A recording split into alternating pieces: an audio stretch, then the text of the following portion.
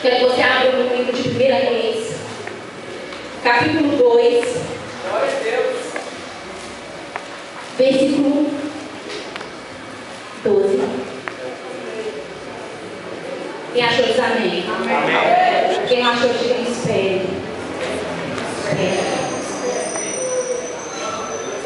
1 Reis, capítulo 2, versículo 12. E diz a palavra do Senhor assim: que Salomão assentou-se no trono de Davi seu pai, e o seu reino se fortificou sobremaneira. Salomão assentou-se no trono de Davi seu pai, e o seu reino se fortificou sobremaneira. Glória a Deus. Agora eu quero que você abra comigo nos Salmos, no livro de Salmos, Salmo 73.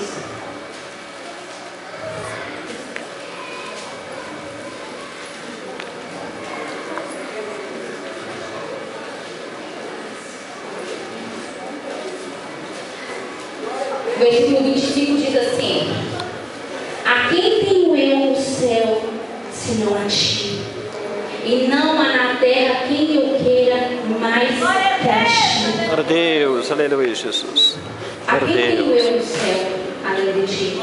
E não há na terra quem eu queira mais a ti. Pode se assentar no seu lugar, amém? Amém. Jesus. Aleluia.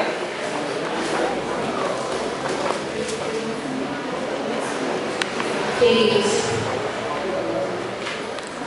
quando o Senhor me levou a ministrar essa noite, eu confesso para vocês que eu falei: Deus, eu preciso ministrar uma palavra que traga vida para os jovens, porque nós estamos vivendo num país, nós estamos vivendo numa globalização, nós estamos vivendo num mundo em que todas as coisas, tantas coisas tem sobressaído a tua palavra, tem sobressaído o seu preceito. Eu preciso pregar uma palavra que seja fiel àquilo que o Senhor quer que eu ministre, e que eu mostre aos jovens que não há na terra e nem no céu alguém que nós devemos querer além de ti. Quero começar com uma história. Poderia contar para vocês várias histórias na Bíblia, porque a Bíblia ele é um livro verdadeiro. Amém. Aleluia. Não é conto de carochinha, não é Branca de Neve, nem os 7 anões. É verídico, é fato, é real. Quero vos falar de um homem chamado Salomão. Muitos de nós, quando chegamos na igreja, ouvimos as pregações, sabemos o pai de Salomão, Davi, um homem que marcou a sua época, um homem que marcou a sua geração. Um homem que se dispôs na presença do Senhor. Um homem que ultrapassou o limite até da sua época e chegou até nós. Um homem que rompeu as barreiras, que liderou o povo ainda sendo um menino. Um menino que guerreou, que teve vitórias, Aleluia. que teve derrotas, que andou e caminhou, mas nunca se desviou. Ele sempre assumia o seu lugar de pecador, de menino ainda insensato. Por várias vezes em seus salmos, ele diz o quanto ele necessita, o quanto a sua alma necessita do Senhor. Davi era um menino que saiu de trás e de trás e por trás das ovelhas malhadas para liderar um povo grande chamado Israel. E por um pecado, por uma falha,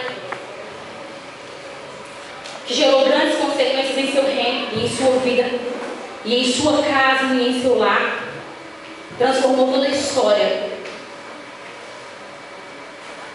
Veio chegar até Salomão.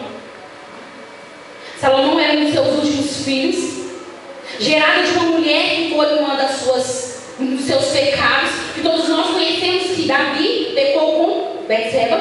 Amém? Amém. O primeiro filho de Davi morreu. Davi casou-se com Betseba. Teve Salomão.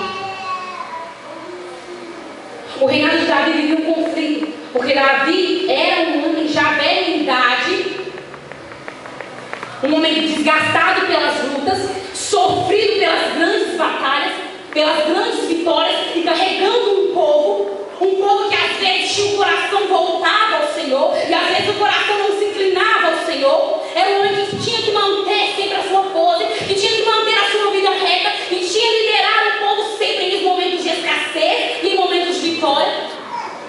Mas isso prova que o homem, quando ele tem um coração voltado ao Senhor, quando ele tem uma vida temente ao Senhor, pode ser diferentes etapas de sua vida, pode ser diferentes predominâncias em sua vida. O Senhor designa o homem e a sua família a lugares altos. Aleluia. Davi caiu por várias vezes, sem Jesus faz como eu e você. A minha história vai ser escrita no livro de Atos, porque eu creio em nome de Jesus que eu quero marcar a minha geração. Assim como Davi sobressaiu aos tempos, o meu nome, em nome de Jesus, eu quero que sobressaia. Se não for o meu nome, eu quero que os meus filhos sobressaiam, porque eu quero que o nome do Senhor seja glorificado, e assim foi Davi. O Senhor retribuiu com Salomão, que teve os seus pecados, que teve as suas falhas, mas eu quero tirar os pecados de Salomão à parte e quero falar das bênçãos e das maravilhas que Salomão trouxe ao seu povo.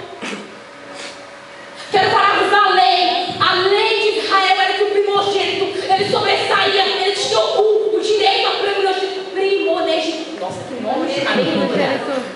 Ele tinha direito a primeiro, né? Vamos falar da família.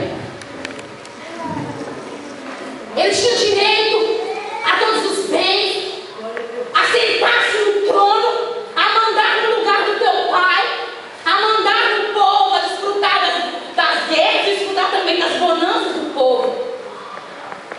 E os filhos de Davi, Amnon, Absalão, pecaram contra o seu pai, pecaram contra a lei, pecaram contra a época, pecaram contra os desígnios de Deus.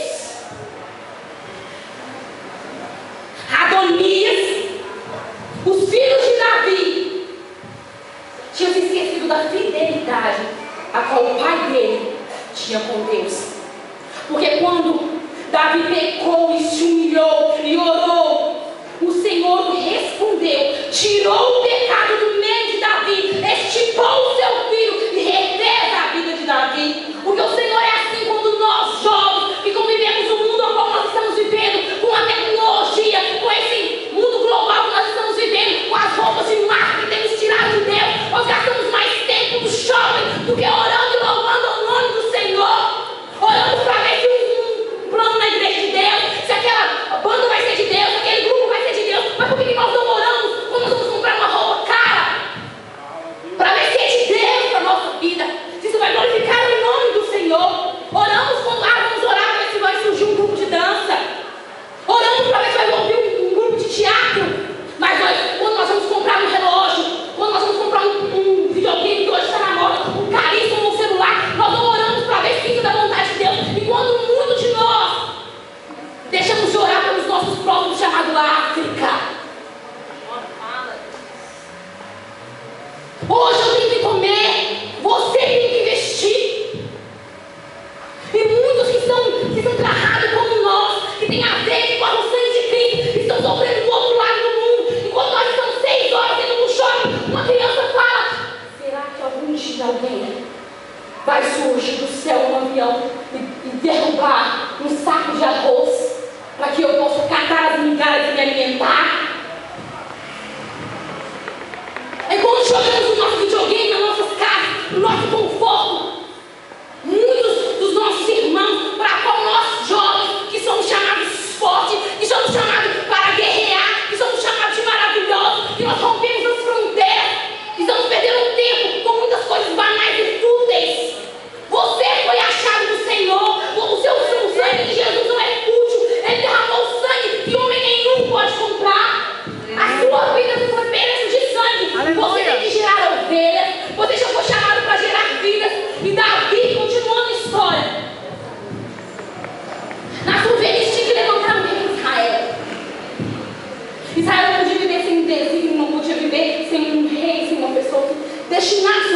caminho a seguir.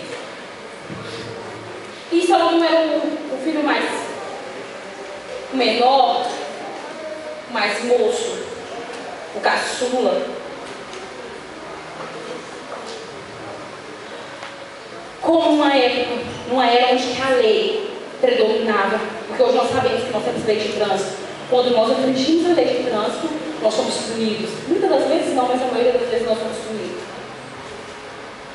Quando nós questionamos ou fazemos algo contra a lei, nós somos punidos pela lei. Mas a lei naquele tempo era muito mais severa do que a nossa lei hoje, né, harmonizada, né, arquitetada e elaborada. Como um menino de 7 anos de idade poderia governar Israel? Como que um menino moço, uma criança, um bebê poderia governar um povo a qual Davi desbravou várias vezes? Homens experimentados em guerras, homens sábios, experimentados em batalhas, em espadas. Queridos, ele fez um pedido, Betseba fez um pedido a Davi. Ela falou assim: olha, meu Senhor, certamente quando morreres, matarão, dão cabo a meu filho Salomão, porque todo Israel ainda não perdoou o pecado cometido quando nós cometemos no passado. Deus esqueceu, porque ele fala que ele esquece, ele joga os pecados no mar do esquecimento e não se lembram mais.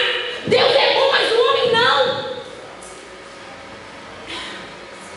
E Davi se lembrou dessas palavras de Betseba na sua velhice. Mandou chamar o menino em 1 Reis, em 1 Samuel, contando toda a história, narrando a história de Salomão. Chama o menino, chama os profetas. Queridos, nessa hora de lei, nessa hora de pompas, Deus não olha isso, Deus olha o coração. Porque a palavra em 1 Samuel diz assim: olha, que Davi chamou o menino para entrar no seu quarto para ungir como rei, sendo ainda um menino, mas Deus primeiramente o amou, porque o único filho de Davi que se encontrava no coração, segundo o coração, desígnio do seu pai era Salomão, e Salomão com 7 anos reinou Israel. Foi o único menino de 7 anos que fez a maior oferta e sacrifício ao Senhor. Não existe um jovem e nunca vai existir um jovem como Salomão, porque ele ofertou em um dia todos os bois que iam alimentar o povo por 3 meses. Salomão levantou uma oferta ao Senhor em sacrifício no monte. E você, e eu, que a palavra passa por mim primeiro, o que nós temos feito em sacrifício ao Senhor, o que nós temos feito em sacrifício ao nosso irmão, o que nós temos feito em sacrifício uns aos outros. Nós somos chamados como noiva, como esposa do Senhor. O Senhor entrou no seu jardim, diz Cantares. Cantares 5:1 diz assim: olha, eu entrei no meu jardim, noiva minha, e estou colhendo dos meus perfumes, das minhas mirras, para te adornar, para te sarar, para te curar e te transformar. Glória a Deus. Eu colhi dos meus melhores perfumes, dos meus melhores aromas. E você tem se adornado, se lavado. Querido, o que tem te afastado do Senhor? O que tem te deixado com o coração contrito longe de Deus? Davi sobressaiu, e o trono de Israel sobressaiu na família de Davi. Davi foi um homem que marcou a sua geração através de filhos e filhos. E você, o que você tem feito para marcar a sua geração, marcar a sua igreja, marcar o grupo missionário ao qual você lidera? Querido, você foi chamado com esse rosto lindo. Glória a Deus. O Senhor te chamou para grandes batalhas. O nosso reino não é aqui. Nós somos cidadãos do céu. Não vamos nos conformar com essas coisas passageiras. Nós somos estrangeiros nessa terra corrupta. Nós estamos aqui a trabalho para resgatar aqueles que ainda não conhecem aquele que é o Salvador. Aqueles que ainda são enganados por Satanás. Aqueles que ainda são humilhados e pisados pelo diabo. Assim como foi apresentado naquele clipe, que o rapaz caiu e deu a sua vida por um rapaz que não conseguiu naquela manhã subir. E você e eu, o que nós temos feito? A nossa igreja está confortável.